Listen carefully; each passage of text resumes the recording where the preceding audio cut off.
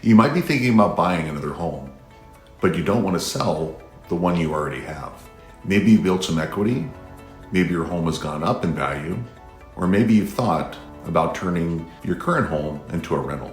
But then the question comes up, how do you actually make that happen?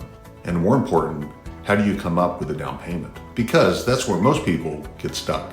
So in this video, I'm going to show you how to buy another home while keeping your current home as a rental using a cash out refinance strategy. Hi, I'm John Warner with Mortgage and Credit Pro. I'm licensed in Arizona, Oregon, and Washington, and I help homeowners and investors make smart financial decisions. Let's break this down. Here's the basic idea. You use the equity in your current home to help you buy your next home.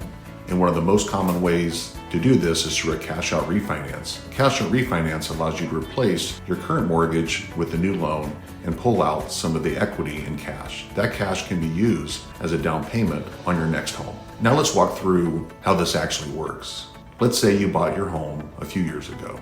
Your home has gone up in value and you paid down some of your loan. That creates equity. With a cash out refinance, you can access a portion of that equity.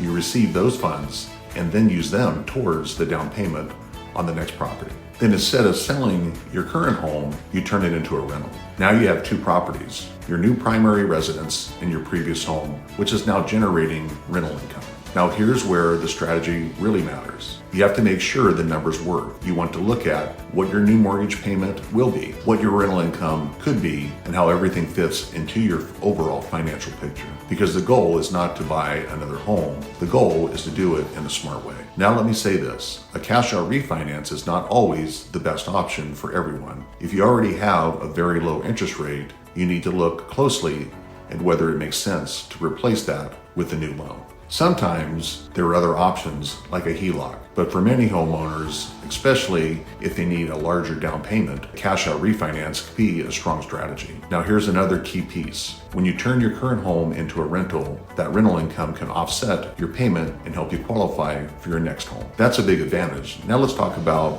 the bigger picture. This is how many people start building multiple properties. They use equity from one home to buy the next, and over time they build a portfolio. Now here's the biggest mistake I see. People think they have to sell their home to move up, and that's not always true. Sometimes your current home can become your first rental.